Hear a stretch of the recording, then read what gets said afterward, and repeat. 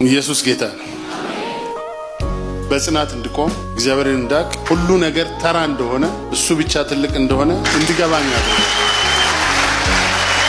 እኔ ሄዳለሁ መንፈሴን ተውላቸዋለሁ አምላክ ስላለ ኢየሱስ ስላለ የኢየሱስ መንፈስ ውስጥ ያለ ይጠብቀኛል። እኔ ፖለቲከኛ ነበርኩ፣ አሁን ጡረተኛ ነኝ። ጃፒ አስገራሚ የፍቅር ሰው ነው። ወደ ኒው ክሬሽንስ መጣ። እኔ ምክር ቤት አፈጉባኤ ነበርኩ። የመጣሁበት ምክንያት አለ። ገና ወደ ምክር ቤት ሳልመጣ ኦሮሚያ ፕሬዝዳንት እያለሁ አንድ ቀን አስቸጋሪ ሁኔታ ይገጥመኛል።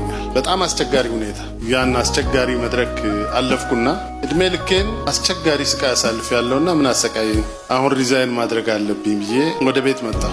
ስብሰባውን ከጨረስን በኋላ ማለት ነው። ቤት ልጆች ትምህርት ቤት ናቸው። ከባለቤቴ ጋር ውጭ ቁጭ ብለን ምሳ ስንበላ ምሳው አልበላል። አዲስ የስልክ ቁጥር አውጥቼ ነበርና በዛ ስልክ ይደወልልኛል። ተደጋግሞ ሲደወል ሳነሳ መልእክት አለኝ ይለኛል። ታውቀኛለህ? አላውቅም፣ በቴሌቪዥን ነው የማውቅህ። ዘጋሁበትና እንደገና ቆይቶኝ ደውዬለት ቢሮዬን ታውቃለህ አልኩት። አዎን አለኝ። በላ 10 ሰዓት እንድትመጣ አልኩት። 10 ሰዓት መጣ። እውነት እላቸዋለሁ ስብሰባ ላይ የነበረውንና እኔ በውስጤ የወሰንኩትን ውሳኔ እንደ ቃለ ጉባኤ ነው የነገረኝ። እግዚአብሔር አሻግርሃለሁ ይላልና ይሄኛውን ተወው። ይሄ ሰው ከገጠር የመጣ ነው፣ ወጣት ነው።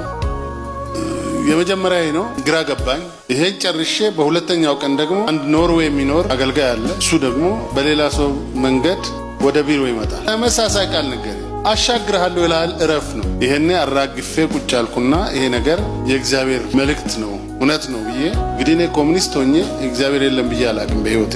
ምክንያቱም የ6ኛ ክፍል ተማሪ ሆኜ ሰፈራችን ወንጌል ሲሰበክ ሄጄ ተደብድቤ ወጥቻለሁ። ያቺ ውስጥ ያለች ግን ደግሞ ተከትዬም አላቅም። በኋላ አንድ ከአሜሪካ የመጣ 1 ዓመት ሙሉ ቅዳሜና እሁድ ወንጌል አስተማሪ፣ መጽሐፍ ቅዱስ አስተማሪ መማር ፈለኩ። 1 ዓመት ሙሉ ተምሬ ሳስበው የለም እኔ ጋር የለም። ለካ እኔ እንደ ሳይንስና ጂኦግራፊ ነው የተማርኩት። ከዛ ከጃፒ ጋር ተገናኘን። ቤት እየመጣ እሁድና ቅዳሜ ያስተምረኝ ነበር። አመት አልፈጀብኝም፣ 6 ወርም አልፈጀብኝም። 3 ወር ይሆናል። አይ እዛው ቸርች ልምጣ አልኩት። ሁለተኛው ዙር ተጠማቂ ነው። እግዚአብሔርን መንገድ የሚደራደር የለም በጠቅላላ የለም። ጃፒ ሞዴል መሆን የሚችል ሰው ነው። ሞዴል የሚሆነው ለምንድን ነው? እውነትም ኢየሱስ የተከተለውን መንገድ የጌታን የአባቱን ፍቅር ያሳየበትን መንገድ እያሳየ ያለ ሰው ነው። እዚህ ትልቅ አባታችን አገልጋያችን ነው። ከዚህ ወጥተን ስፖርት ቦታ ስንገናኝ ደግሞ ጓደኛችን ነው። ቤት ስንገናኝ በችግርም ሆነ በደስታ ጓደኛችን ነው። ለእኔ ብቻ አይደለም ለሁሉ።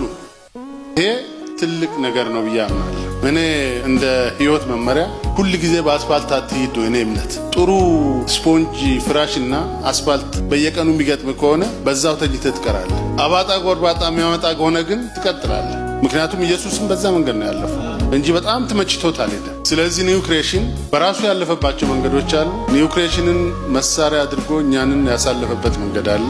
ስለዚህ ጃፒ እንዳሁኑ ሞዴል ሆነ ትቀጥላለህ። የዚህ ተገልጋዮች ሞዴል ሆነን እንቀጥላለን ብዬ አምናለሁ። ተነግሮ ማልፍ ብዙ ነገሮች እንዳልፍ እድል ሰጥቶኛል። ኢየሱስ ክርስቶስ ስራውን ጨርሻለሁ አላለም ለሐዋርያቶቹ።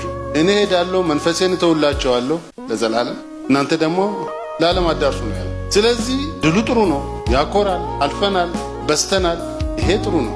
የሚቀጥለው 10 ዓመት ደግሞ የት ነው የምንሄደው የሚለውን በደንብ ማሰብ ያስፈልጋል። እያልኩ ያለሁት ባገኘነው ድል እንዳንረካ በሱ እናመስግን፣ ለሚቀጥለው እናስብ። እግዚአብሔር ደግሞ ይረዳናል። እንቀጥል። እንኳን ለ12ኛው ዓመት በጋራ አደረሰን። እንግዳ አይደለሁም።